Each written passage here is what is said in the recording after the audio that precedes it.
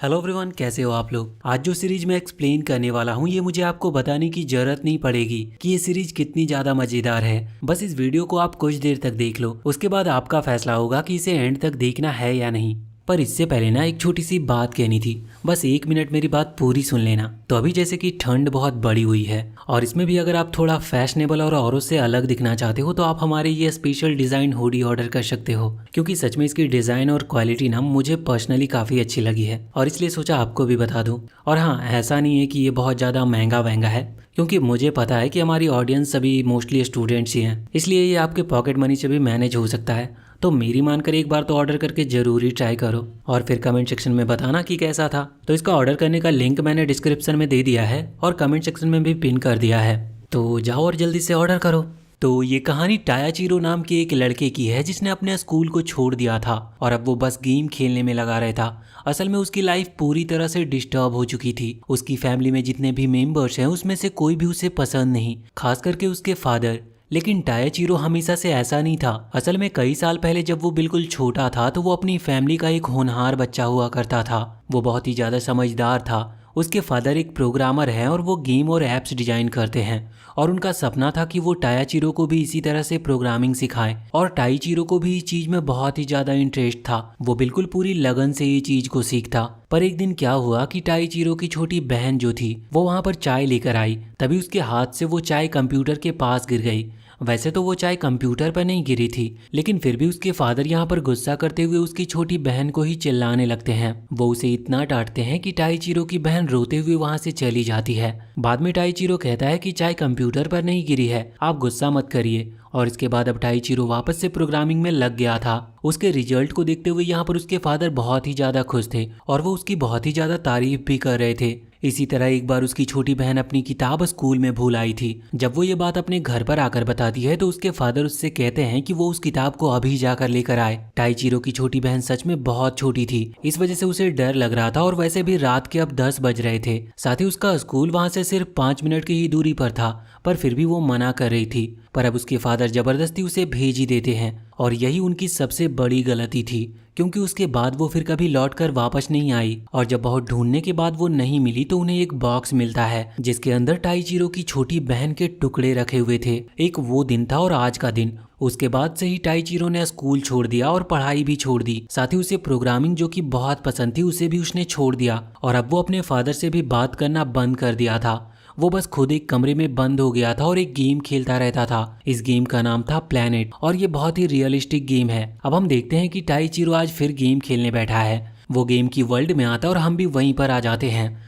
यहाँ पर हम देखते हैं कि एक ड्रैगन जा रहा था और उसके पीछे कुछ पायरेट शिप पड़ी हुई थी। तभी नीचे की साइड जमीन पर हम दो प्लेयर्स को देखते हैं। यहाँ पर जो प्लेयर गाड़ी चला रहा था वो कह रहा था कि हम कब तक यहाँ इस तरह से इसका पीछा करने वाले हैं, और पीछे का प्लेयर जिसके पास गन थी वो कहता है कि करते रहो, हम इसे आज जरूर मार देंगे। तभी अचानक बाजू के एक खाई से एक बड़ा सा रेड ड्रैगन बाहर निकल कर आता है और ये वही ड्रैगन था जिसका वो लोग पीछा कर रहे थे। यहाँ पर वो शूटिंग करना चालू करते हैं, लेकिन वो ड्रैगन को उन अटैक से कुछ भी नहीं हो रहा था। सामने हम देखते हैं कि एक बॉल टाइप की जगह थी जिस चीज पर जो प्लेयर गाड़ी चला रहा था वो कहने लगता है कि हमें यहाँ नहीं जाना चाहिए, क्योंकि यहाँ पर एक अबाने फैमिली रहती है। असल में ये कोई फैमिली नहीं बल्कि गेम में कुछ प्रो प्लेयर्स हैं जिनका एक ग्रुप है और वही सब वहाँ पर रहा करते हैं। जो पीछे लड़का बैठा था वो कहता है कि नहीं, हम वहाँ जाएंगे। अब उस एकाबाने फैमिली के घर के सामने जब ये ड्रैगन पहुंचता है और जोर से दहाड़ता है तो इसके बाद वहाँ अंदर से इची नाम का प्लेयर बाहर निकलता है। और ये इची कोई और नहीं बल्कि असल लाइफ का टाइचीरो ही है, लेकिन इस पूरी सीरीज में हम इसे टाइचीरो के नाम से ही जानेंगे। तो यहाँ पर वो बाहर निकलकर जब उस ड्रैगन को देखता है तो वो अपनी तलवार निकालते हुए एक ही अटैक में उसे खत्म कर देता है। साथ ही इसके बाद उस ड्रैगन से जितनी भी इसको चीजें मिली थी वो उसे अकेले ही रख लिया था। वो दोनों प्लेयर कहते हैं कि हम इसका पीछा कई दिनों से कर रहे थे और इसीलिए इसका हिस्सा हमें भी मिलना चाहिए। पर टाइचीरो कहता है कि नहीं, इतने दिन से पीछा करने के बाद भी अगर तुम इसे खत्म नहीं कर पाए तो इसका मतलब तुम इसके लायक ही नहीं हो। साथ ही यहाँ पर वो ये भी कहता है कि अगर तुम जबरदस्ती से लेने की कोशिश करोगे तो मैं तुम्हें खत्म कर दूंगा। वैसे तो यहाँ पर उसे मारने से रियल वर्ल्ड में उसे कुछ होने वाला नहीं था, लेकिन गेम में अगर कोई प्लेयर मर जाता है तो इससे उसके स्टेटस पे यानी कि लेवल पर बहुत फर्क पड़ता है। अब वो दोनों डर गए थे, पर टाइचीरो कहता है कि चिंता मत करो, मैं मजाक कर रहा था, तुम मेरे बॉस से बात करो, वो जो कुछ भी तुम्हें देना पसंद करेंगे तुम वो ले जाना। इसके बाद अब वो उसे अपने घर यानी कि एकाबेनी फैमिली के पास ले आता है। वो दोनों वहां अंदर आकर बहुत ज्यादा डरे हुए थे, पर जैसे ही वो अंदर का नजारा देखते हैं तो वो हैरान रह जाते हैं, क्योंकि वो घर बस बाहर से ही डरावना था। यहाँ अंदर आने के बाद सबसे पहले वो एक गर्ल प्लेयर को देखते हैं जिसका नाम मी था, और ये अकाबाने फैमिली में मदर का रोल निभाती है। और ये बस कहने की बात है। वैसे तभी वहां पर एक और लड़का आता है जिसका नाम ए था। वो बताता है कि जब उसे अपने कैरेक्टर का नाम रखना था उस वक्त वो सो गया और गलती से कीबोर्ड पर सिर्फ ए टाइप हुआ और उसका नाम तब से ए ही है। यहाँ पर मैं अपनी पावर से उन दोनों को हील कर देती है क्योंकि उसके पास हीलिंग की पावर थी। इसके बाद वहां पर एंट्री होती है सीरो की, जो कि वहां उस घर में फादर का रोल निभाता है और यही उनका बॉस भी है। टाइचिरो उसे बताता है कि उसने रेड ड्रैगन को खत्म किया और ये दोनों उनका पीछा कर रहे थे और अभी ये कह रहे हैं कि इन्हें भी कुछ हिस्सा मिलना चाहिए। सीरो कहता है कि तुम्हें इन्हें पूरा रेड ड्रैगन दे देना चाहिए, क्योंकि वैसे भी अगर अच्छे प्लेयर नए प्लेयर का सामान रख लेंगे तो फिर वो जो नए प्लेयर हैं वो कभी आगे नहीं बढ़ पाएंगे। टाइचिरो बात मानकर उन्हें वो सब चीज़ें दे देता है। बाद में जब उन दोनों प्लेयर को वहाँ से जाना था तो वो सीरो को पूरे दिल से थैंक यू कहते हैं, जिसके बाद सीरो में से कहता है कि इन्हें टेलीपोर्ट करके वापस के टाउन में भेज दो, और फिर वो ऐसा ही करती है। अब उनके वहां से जाने के बाद टाइचिरो दुखी था क्योंकि उसने उस रेड ड्रैगन को मारा लेकिन उन्हें कोई भी चीज नहीं मिली। लेकिन बाद में सीरो उसे मोटिवेट करते हुए कहता है कि तुम ये मत भूलो कि तुमने उस रेड ड्रैगन को एक ही अटैक में मारा था। सोचो कि तुम कितने ज्यादा पावरफुल हो चुके हो। तभी वहां ऊपर लगी हुई लैंप ब्लिंक करने लगी थी। मैं कहती है कि इस गेम को कितना रियलिस्टिक बनाया गया है। वैसे अब टाइचिरो गेम से बाहर आ गया था क्योंकि उसे थोड़ी भूख लग रही थी, लेकिन जब वो गेट खोलता है तो बाहर खाना नहीं था, क्योंकि उसके लिए खाना लेकर कौन आएगा। अभी वो थोड़ा फ्रस्ट्रेटेड था और सोच रहा था कि काश वो गेम के अंदर ही जी सकता। उसके बाद जब वो खाना लेने के लिए जाता है तो उसे वहाँ नीचे उसका भाई मिलता है, जो कि बहुत ही ज़्यादा समझदार है और हमेशा क्लास में वो टॉप भी करता है। उसके भाई का नाम आसुमा है। और यहाँ पर टाइचिरो थोड़ा सा डर गया था, लेकिन आसुमा वहाँ से चला जाता है। जिसके बाद टाइचिरो किचन में आता है। किचन में उसके फादर बैठकर खाना खा रहे थे। वो फ्रिज खोलता है तो उसके फादर उसे खाना ऑफर करते हैं, लेकिन वो उनसे बिल्कुल नहीं बोलता। तभी अचानक से ऊपर लगी लाइट ब्लिंक करने लगी थी, बिल्कुल गेम की तरह ही। तो यहाँ पर जो उसके फादर हैं वो उससे कहते हैं कि क्या तुम इसे ठीक कर सकते हो, लेकिन टाइचिरो उन्हें जवाब नहीं देता। अब जब उसके फादर उठ रहे थे तो उनकी पीठ में दर्द होने लगता है, क्योंकि अब उनकी एज ज़्यादा हो चुकी है। पर ये देखते हुए टाइचिरो रुक जाता और उनके हाथ से बल्ब लेकर कहता है कि मैं आपकी मदद बस इसीलिए कर रहा हूँ क्योंकि आप बूढ़े हो चुके हो। पर अब उसके फादर चिल्लाते हैं और कहते हैं कि मैं बूढ़ा नहीं हूँ। इस पर टाइचिरो को भी गुस्सा आ जाता है और वो लाइट वहाँ पर रखता और वापस से अपने कमरे में आ जाता है। इसके बाद अब उसने वापस से अपना गेम खेलना चालू कर दिया था और गेमिंग गॉगल्स लगा लिए थे। अब जब वो अपने गेम में वापस आता है तो देखता है वहाँ पर मैं अभी गार्डन में पानी डाल रही थी। तो वो वहाँ पर आकर बैठ जाता और मैं से कहने लगता है कि क्या वो उसकी हीलर बनकर डंजन की तरफ चलेगी। इस पर मैं उससे कहती है कि तुम्हें हमेशा डंजन या फिर लड़ाई के सिवा और चीज़ें पर भी ध्यान देनी चाहिए।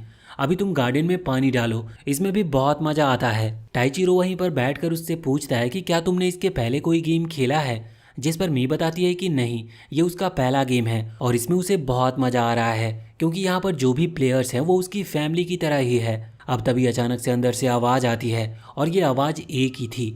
टाइचिरो जब अंदर जाता है तो उन्हें वहां पर पता चलता है कि उनके लिए पायरेट्स ने एक बैटल का लेटर भेजा है। टाइचिरो तो पूरी तरह से तैयार था लड़ने के लिए, लेकिन मे कहती है कि नहीं, हमें सीरो के डिसीजन के लिए रुकना चाहिए। तो टाइचिरो कहता है कि हम उससे अभी पूछ लेते हैं, पर मे बताती है कि नहीं, वो डॉक्टर के यहाँ गया है, इस वजह से अभी वो ऑनलाइन नहीं है। अब जैसे ही टाइचिरो ये बात सुनता है कि उसकी तबीयत खराब है तो इस वजह से वो बहुत ही ज़्यादा चिंता में आ गया था। वो कहता है कि उसे क्या हुआ, लेकिन वो कहते हैं कि नहीं, ऐसी कोई बात नहीं है। अब तभी बाहर से कुछ आवाज़ आती है और वो लोग बाहर आ जाते हैं और यहाँ पर आकर वो देखते हैं कि उनके ऊपर अटैक हुआ था और उस अटैक की वजह से वो गार्डन डिस्ट्रॉय हो गया था जिसमें मैं अभी पानी डाल रही थी। और टाइचिरो को गुस्सा तब आ जाता है जब वो देखता है कि मैं अपने गार्डन के डिस्ट्रॉय होते हुआ देखकर रो रही थी। वो गुस्से के मारे तुरंत ही हमला करने के लिए अपने उस घर की छत के ऊपर आ गया था। यहाँ पर वो अपनी बहुत ही कम पावर की मदद से उस पायरेट शिप को खत्म कर देता है। जिसके बाद अब वो नीचे आता है तो मैं अभी भी उदास थी, लेकिन टाइचिरो को यहाँ पर अभी सीरो की चिंता हो रही थी। वो यही सोच रहा था कि आखिर सीरो किस हॉस्पिटल में होगा,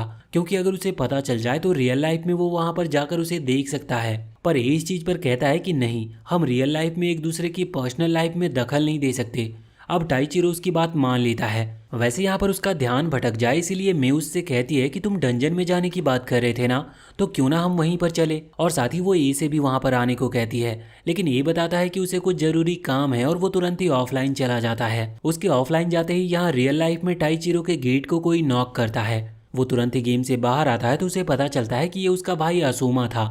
वो बताता है कि उनके जो फादर हैं वो हॉस्पिटल में हैं। अब इतना सुनने के बाद तो टाइचिरो बहुत ही ज्यादा हैरान हो गया था। यहाँ पर आसुमा कह रहा था कि क्या हम उन्हें देखने चले, तो टाइचिरो वैसे तो जाना चाहता था पर वो हाँ नहीं कर पा रहा था, पर अब बाद में वो हाँ कर देता है। वैसे हम देखते हैं कि जब वो आसुमा वहाँ अपने फादर के पास पहुंचकर बताता है कि उसे एग्ज़ाम के लिए जाना है, तब उसके फादर इस चीज़ पर बिल्कुल भी ध्यान नहीं दे रहे थे, क्योंकि उनका पूरा ध्यान अभी न्यूज़पेपर पढ़ने में था। अब यहाँ से ये सीन चेंज होकर वापस से प्लेनेट गेम के अंदर आ जाता है।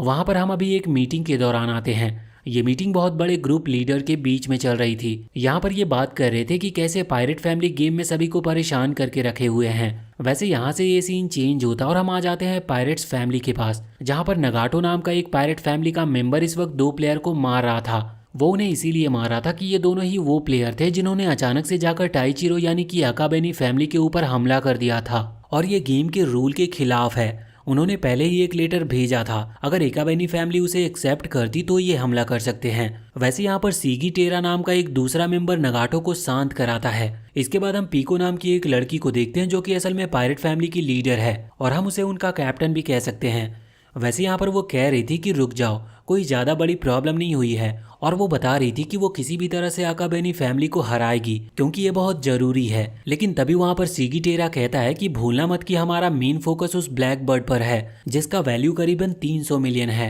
और उसे मिलने के बाद ये लोग बहुत ही ज़्यादा स्ट्रांग बन जाएंगे।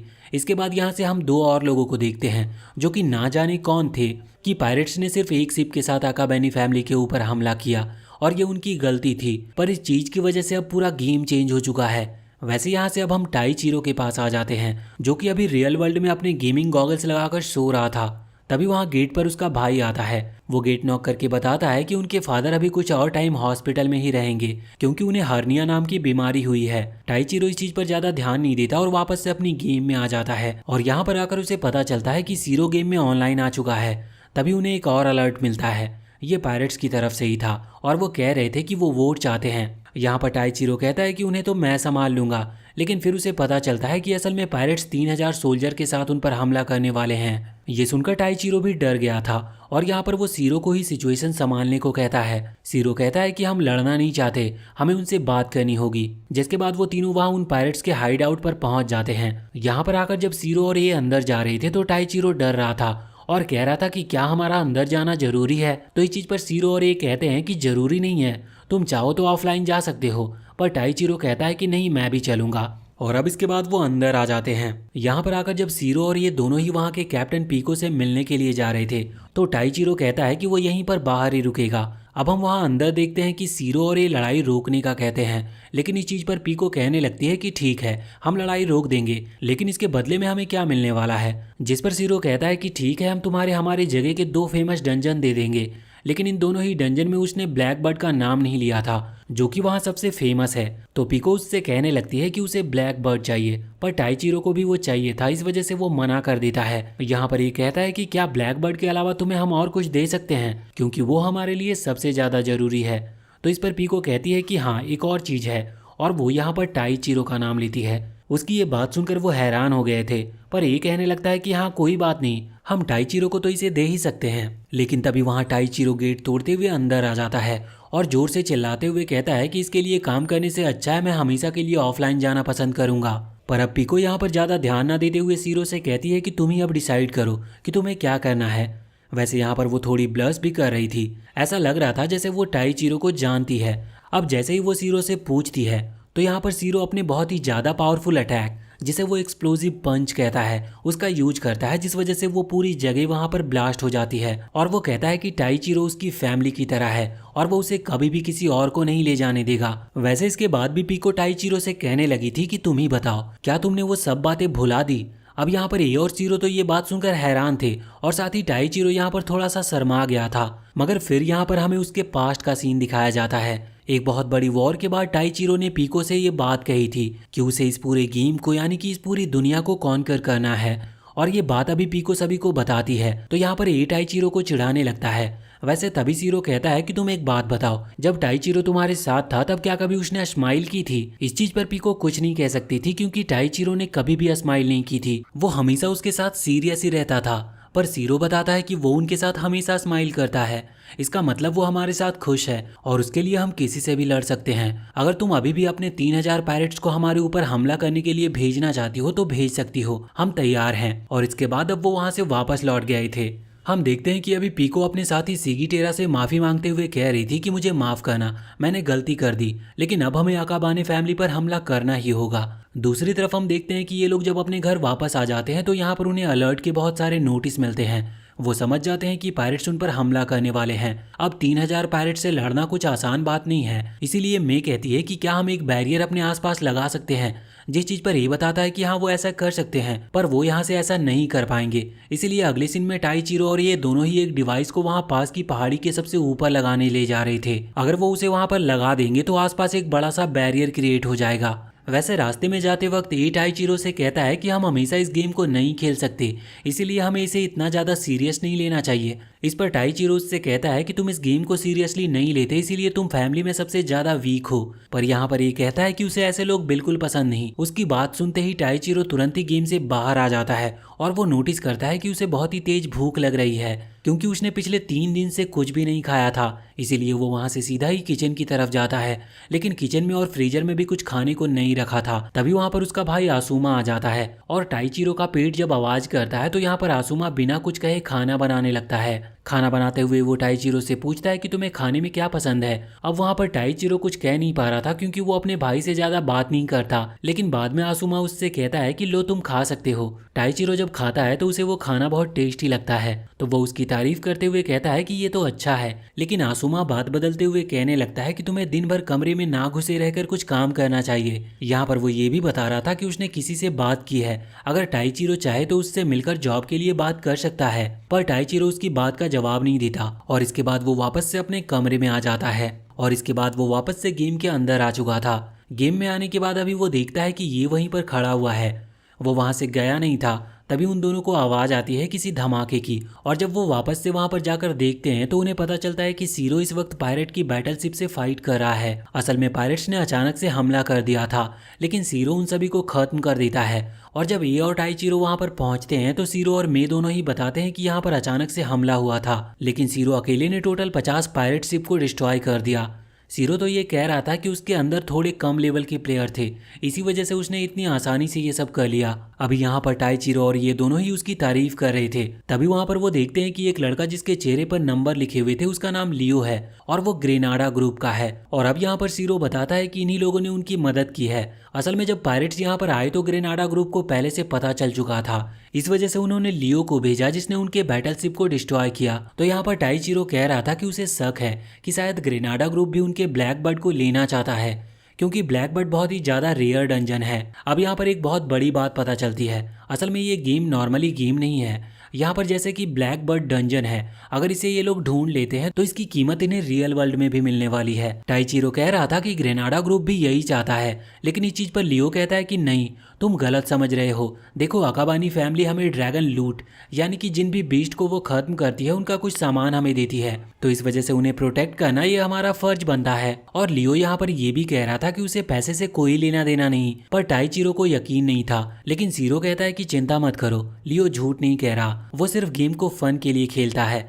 वैसे यहाँ पर मैं कह रही थी कि अगर वो फिर से हमला कर देंगे तो क्या होगा, इसके लिए हमें पहले से ही एक बैरियर बनाकर रखना होगा। यहाँ पर वो उस बैरियर की बात नहीं कर रही थी जिसे ए और टाइचिरो लेकर जा रहे थे, यहाँ पर वो और भी ज़्यादा बड़े बैरियर की बात कर रही थी। और कुछ ही समय में वो लोग उस बैरियर को क्रिएट कर लेते हैं, लेकिन उनके पास इतनी ही पावर थी कि वो उस बैरियर को 2 महीने तक लगातार रख सकते थे, और उसके बाद वो अचानक से कमजोर पड़ने लगेगा और गायब हो जाएगा। अब यहाँ पर मैं कह रही थी कि 2 महीने के अंदर हमें किसी भी तरह से उस ब्लैक बर्ड डंजन को ढूंढना होगा। जब वो बाकी सभी टाइचिरो से पूछते हैं कि अगर हमने ब्लैक बर्ड को ढूंढ लिया तो इसके बाद तुम इतने पैसे का क्या करोगे, इस पर टाइचिरो कहता है कि वो कभी भी बाहर नहीं जाएगा, वो बस अपने घर पर ही आराम से रहेगा। यहाँ पर जब वो सीरो से पूछते हैं कि क्या तुम इस डंजन में इंटरेस्टेड नहीं हो, तो इस पर सीरो कहता है कि बिल्कुल हूँ, मुझे भी वहाँ पर जाना है। और जब वो इसका कारण पूछते हैं तो वो कहता है कि बस पैसा और कुछ नहीं। वैसे मैं कह रही थी कि उसे पैसे से कोई लेना देना नहीं है, वो तो बस चाहती है कि उसकी ये जो गेम की फैमिली है वो बस हेल्दी रहे। इसके बाद अब वो वापस से अपने घर आ गए थे, जहाँ पर वो देखते हैं कि उनका घर तो पूरी तरह से डिस्ट्रॉय हो रखा है। दूसरी तरफ हम देखते हैं कि लियो पायरेट के ग्रुप लीडर यानी कि पीको से जाकर मिलता है। वो उससे कहता है कि वो आकाबे ने फैमिली पर अटैक करना रोक दे, वरना अच्छा नहीं होगा।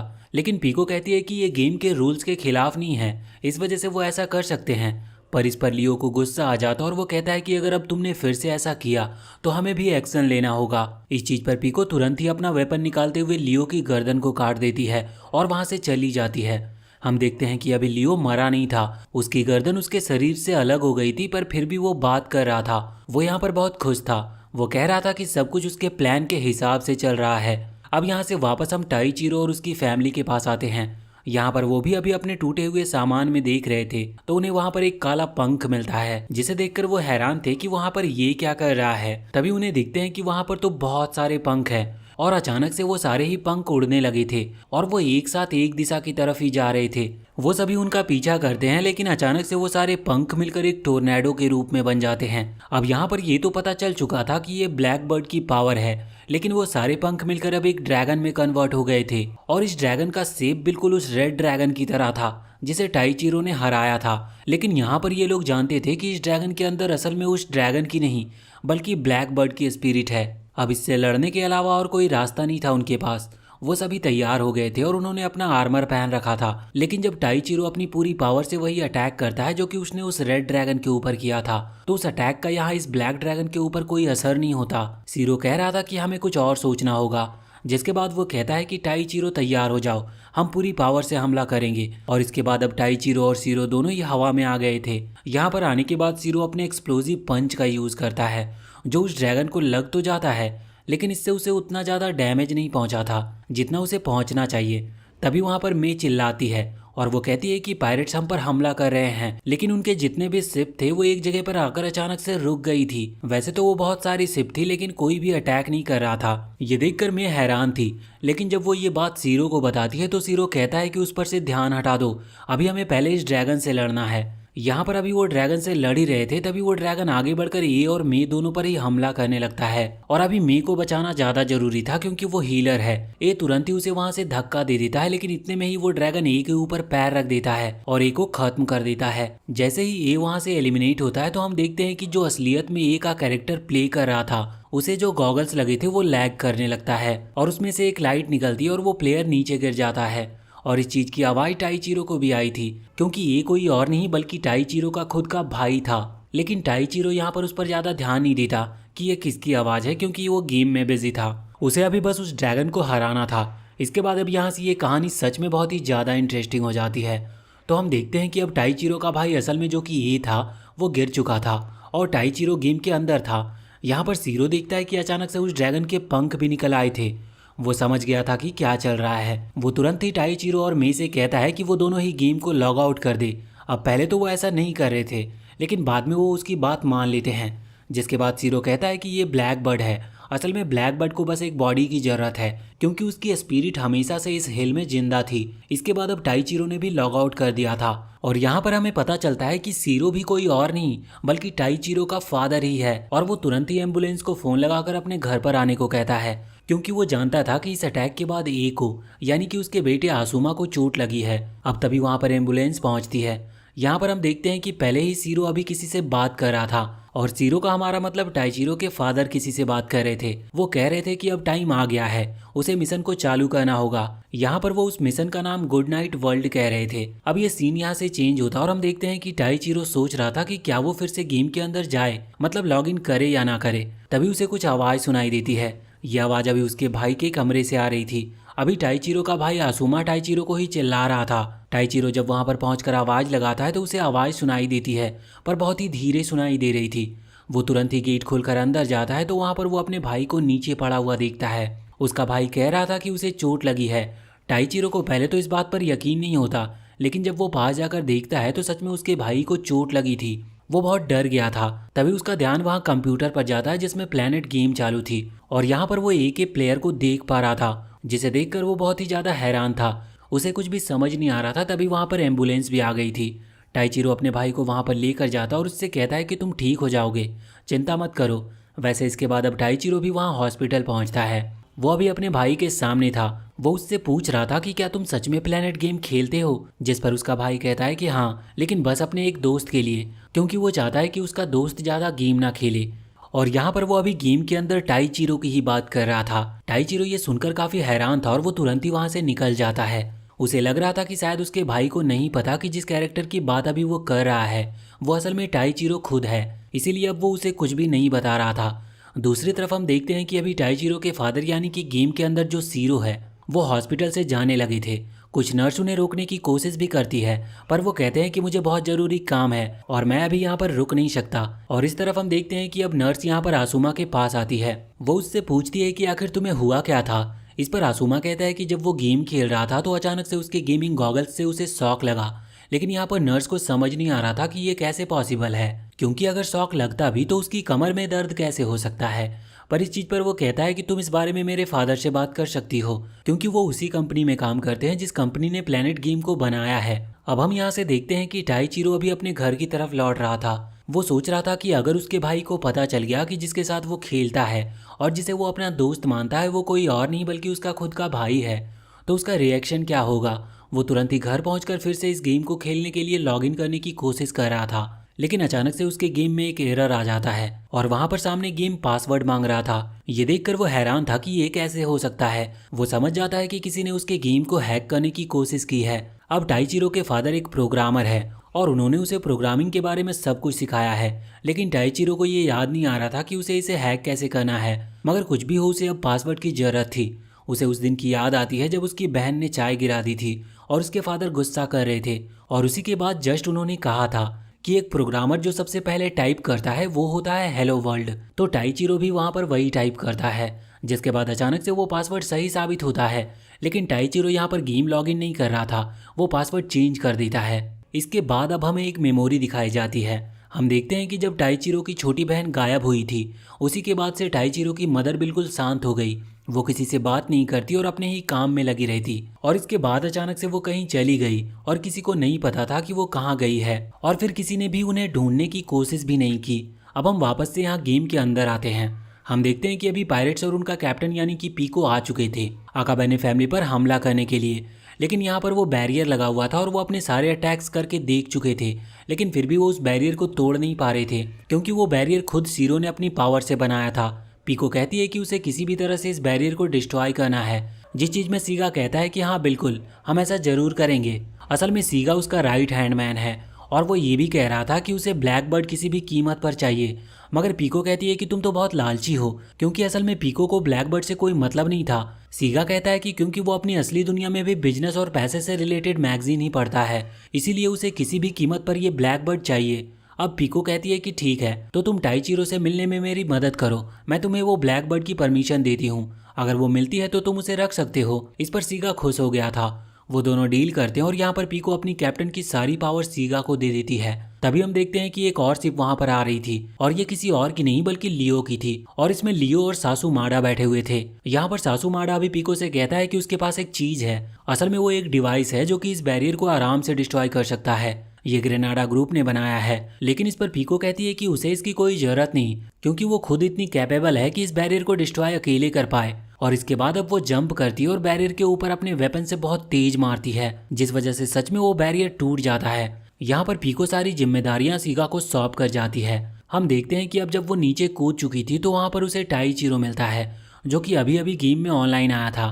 उन दोनों की फाइट स्टार्ट होती है। पीको किसी भी कीमत पर टाइचीरो को पायरेट ग्रुप ज्वाइन कराना चाहती थी। लड़ाई के दौरान टाइचीरो को पता चलता है कि पीको पहले से बहुत ही ज्यादा स्ट्रांग हो चुकी है, लेकिन फिर भी लड़ाई के अंत में टाइचीरो की जीत होती है। पीको वहां पर रो रही होती है क्योंकि उसका इरादा कोई गलत नहीं था, पर टाइचीरो भी ये बात जानता था, लेकिन उसके पास कोई भी चारा नहीं था। वो अपनी आकाबेनी फैमिली को नहीं छोड़ सकता था। बाद में पीको उससे कहती है कि गेम में अगर तुम चाहो तो तुम आकाबेनी फैमिली का मेंबर बनकर रह सकते हो, लेकिन रियल लाइफ में हम मिल सकते हैं। पर टाइचीरो ऐसा नहीं चाहता था। असल में वो ऐसा चाहता तो था, लेकिन वो अभी तक घर में ही रहा है, उसे बाहर निकलने से डर लगता है, और वो ये नहीं जानता था कि अगर वो सच में पीको से मिला तो उससे क्या बात करेगा। उसे इसी बात का डर था, इस वजह से वो कहता है कि वो नहीं मिल सकता। मगर वो पीको को आकाबानी फैमिली ज्वाइन कराने का ऑफर देता है, मगर पीको मना कर देती है, क्योंकि वो जानती थी कि अगर वो उस फैमिली में ज्वाइन हो गई तो उसकी पोजीशन वहाँ पर टाइचीरो की सिस्टर की होगी, जो कि वो बनना नहीं चाहती। अब तभी उन लोगों को अचानक से पता चलता है कि सीगा ने उन्हें धोखा दिया है और वो सभी को ग्रुप में से निकाल रहा है।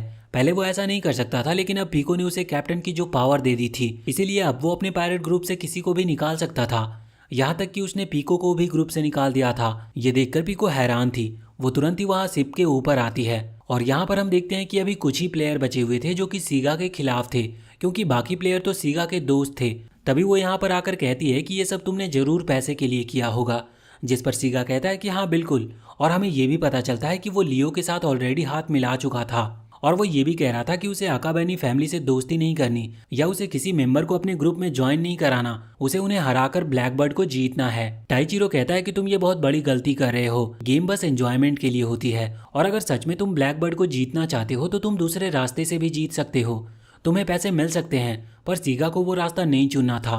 इसके बाद अब टाइचिरो और उसमें लड़ाई शुरू हो जाती है, जिसमें टाइचिरो ने गुस्से में वो पूरी पायरेट शिप को ही डिस्ट्रॉय करने का फैसला कर लिया था। साथ ही टाइचिरो यहाँ पर अपनी गलती मानते हुए पीको से कहता है कि मेरी गलती ये थी कि मैंने तुम्हें तब अकेले जाने दिया, अगर तब मैं तुम्हारे साथ होता तो शायद तुम अपने ग्रुप में इस तरह के मेंबर को कभी ऐड नहीं करती। वैसे अब पीको अपने ग्रुप में नहीं है, इस वजह से टाइचिरो फैसला करता है कि वो उसके साथ फिर से ग्रुप बनाएगा और इस बार वो खुद की मर्जी से अच्छे मेंबर को चुनेगा। वैसे यहाँ पर जो बाकी के मेंबर थे जिन्होंने पीको का साथ अभी भी नहीं छोड़ा था, वो उस ग्रुप में ऐड होने के लिए तैयार थे। टाइचिरो पहले तो उन पर भरोसा नहीं कर रहा था, पर पीको बताती है कि इन पर भरोसा किया जा सकता है, ये उसके बहुत अच्छे दोस्त हैं। अब जब वो इतना बता रही थी तभी अचानक से वहां पर सीगा आ गया था, जो कि एक बहुत ही खतरनाक वेपन के साथ आया था।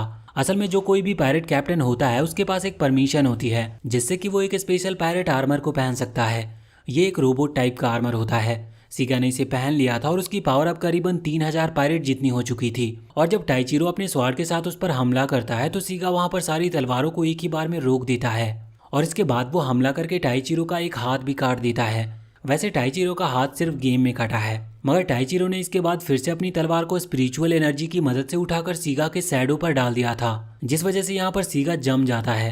अब वो बिल्कुल भी हिल नहीं सकता था। वैसे तो वो लियो से हेल्प मांगता है, लेकिन लियो और सासुमाडा हेल्प करने से मना कर देते हैं, क्योंकि अगर सीरो यहाँ पर आ गया तो वो उससे लड़ नहीं पाएंगे और वैसे भी ये सिर्फ उनका एक बहाना था। यहाँ पर हम देखते हैं कि पीको टाइचिरो से कहती है कि हमें शिप को यहाँ पर अकेला छोड़कर चलना चाहिए। वैसे भी ये तो बस एक गेम है, लेकिन टाइचिरो गेम के लिए बहुत ही ज़्यादा सीरियस था। वो कहता है कि ये बस गेम नहीं, पर पीको उसे समझाती है कि गेम आदमी इसीलिए खेलता है जिससे कि वो रिलैक्स फील कर सके। लेकिन टाइचिरो कहता है कि नहीं, उसे ये सब नहीं सुनना, उसे बस किसी भी तरह सीगा को हराना है। अब पीको उदास हो जाती है, मगर वो कहती है कि इसे हराने का एक तरीका है, हम पायरेट शिप का फ्लैग हटा देंगे तो ये अपने आप ही खत्म हो जाएगा। इसके लिए अब पीको खुद ही वहाँ केबिन में जाने लगी थी जहाँ पर पायरेट शिप का वो फ्लैग रखा हुआ था। लियो वैसे तो उसे रोकने की कोशिश करता है, लेकिन पीको उसे हरा देती है। अब जैसे ही वो वहाँ के केबिन में पहुँचती है तो यहाँ से सीन चेंज होकर हमें पीको को दिखाया जाता है। रियल लाइफ में उसका नाम हिनाको है और वो अपनी मदर के साथ रहती है और वो एक स्कूल गाइड है। उसकी मदर उसकी बहुत चिंता करती है, लेकिन हिनाको को ये बिल्कुल भी पसंद नहीं, क्योंकि उसकी मदर उसकी हर चीज़ का ध्यान रखती है, जैसे कि वो कितने बजे जा रही है, कितने बजे आ रही है, और उसे अपनी मदर की हर बात माननी पड़ती है। अब आगे वो स्कूल गई हुई थी। वैसे उसने गेम में जब टाइचिरो से मुलाकात की थी तो उसे वो बहुत पसंद आया था और इसीलिए वो उससे रियल लाइफ में मिलना चाहती थी, लेकिन उसे नहीं पता था कि वो क्या करे। और वो एक ऐसी लड़की है जो कि आसपास किसी से बात भी नहीं करती। अभी वो जब स्कूल से आ रही थी तो उसकी दोस्त कहती है कि क्या वो उसके साथ बाहर घूमने चलेगी, तो वो मना कर देती है। लौटते वक्त उसे एक बिल्ली दिखती है जो कि टाइचिरो की याद दिला रही थी। तभी वहाँ पर उसकी वो दोस्त आ गई थी। वो कहती है कि क्या वो उनके साथ घूमने जाना पसंद करेगी। अब हिनाको थोड़ा सोचकर हाँ कर देती है। वैसे उसकी मदर उसे कॉल कर रही थी, पर वो कॉल उठा नहीं रही थी और इसी तरह से हिनाको को आज रात हो जाती है और आज उसने बहुत ही इंजॉय किया था और वो समझ गई थी कि घर पर रहने से कोई फायदा नहीं, उसे बाहर भी निकलना चाहिए। जब वो घर पर वापस आती है तो उसकी मदर उस पर गुस्सा कर रही थी, लेकिन वो उन्हें समझाते हुए कहती है कि आप मुझे इस तरह हमेशा से बांध कर नहीं रख सकते, मुझे भी बाहर निकलना होगा। इसके बाद उसकी मदर उस पर और भी गुस्सा हो गई थी और वो भी अपनी मदर से गुस्सा होकर वापस अपने कमरे में चली जाती है। और इसके बाद अब हम वापस से करंट टाइम में आते हैं। हम देखते हैं कि जब पीको उस केबिन के अंदर गई थी तो वहाँ पर सीरो ऑलरेडी खड़ा हुआ था। वो तुरंत ही अटैक करके यहाँ पर पीको पर हमला कर देता है। पीको ये देखकर हैरान थी कि वो ऐसा क्यों कर रहा है। पीको बताती है कि वो तो सिर्फ टाइचिरो को बचाना चाहती है, और वो भी सिर्फ गेम में नहीं बल्कि रियल वर्ल्ड में भी। यहाँ पर पीको उससे पूछती है कि क्या तुम टाइचिरो से रियल लाइफ में मिले हो, जिस पर सीरो कहता है कि नहीं, बस वो ऑनलाइन फैमिली है। और जब पीको फिर से हमला कर रही थी तो इतने में ही सीरो कहता है कि मुझे पता है कि तुम्हारा नाम हिनाको है। ये सुनकर पीको हैरान हो जाती है और वो रुक जाती है, जिसके बाद सीरो उसके पैर काट देता है और पीको वहीं पर गिर जाती है। सीरो बताना चालू करता है कि उसे पीको के बारे में सब कुछ पता है, जैसे कि वो कहाँ रहती है और उसका नाम क्या है, और यहाँ तक कि उसके पेरेंट्स का नाम क्या है। और उसने अपने गेमिंग कैरेक्टर का नाम पीको इसीलिए रखा क्योंकि उसके फादर ये नाम कहकर उसे बुलाते थे। ये बात सुनकर पीको तो बहुत ज्यादा शॉक थी, लेकिन इससे ज्यादा शॉकिंग बात अब सीरो बताता है कि असल में पीको ब्लैक बर्ड का कोर है, यानी कि वो एक एआई है। लेकिन हमने अभी अभी पीको को रियल लाइफ में देखा था, इसका मतलब वो तो ह्यूमन है, फिर वो एआई कैसे हो सकती है? तो इसका कारण ये है कि उन्होंने कई सारे एआई क्रिएट किए थे और जब हिनाको ने लॉगिन किया तो वो एक एआई कैरेक्टर में चेंज हो गई, जिस वजह से वो अभी इतने टाइम से पीको के कैरेक्टर में खेल रही है। और जब वो उसे लॉग आउट करती है तो पीको का कैरेक्टर तब भी चलता रहता है। और ऐसे ही इस गेम में कई और एआई कैरेक्टर्स हैं और पीको उनमें सबसे खतरनाक इसीलिए थी क्योंकि वो ब्लैक बर्ड का कोर है और सीरो को किसी भी तरह से ब्लैक बर्ड को खत्म करना है, वरना वो पूरे वर्ल्ड पर बहुत बड़ा खतरा ला देगी। अब सीरो यहाँ पर पीको को खत्म कर देता है और रियल लाइफ में भी उसे बहुत ज्यादा बुरा लगा था ऐसा करके। वैसे अभी सीरो यानी कि टाइचिरो के फादर की जो सेक्रेटरी असिस्टेंट है हाना, उसने और भी कई एआई कैरेक्टर को डिलीट कर दिया था, मतलब वो गेम से अब हट चुके थे। वैसे अभी वहाँ शिप पर टाइचिरो इंतजार कर रहा था कि कब पीको उस फ्लैग को डिस्ट्रॉय करेगी जिससे कि सीगा खत्म होगा। वैसे इस वीडियो को हम यहीं पर एंड करते हैं, लेकिन ये कहानी यहाँ पर एंड नहीं हुई है। लेकिन अभी के लिए अगर आपको ये वीडियो पसंद आई है तो चैनल को सब्सक्राइब करके बेल आइकन जरूर दबा लें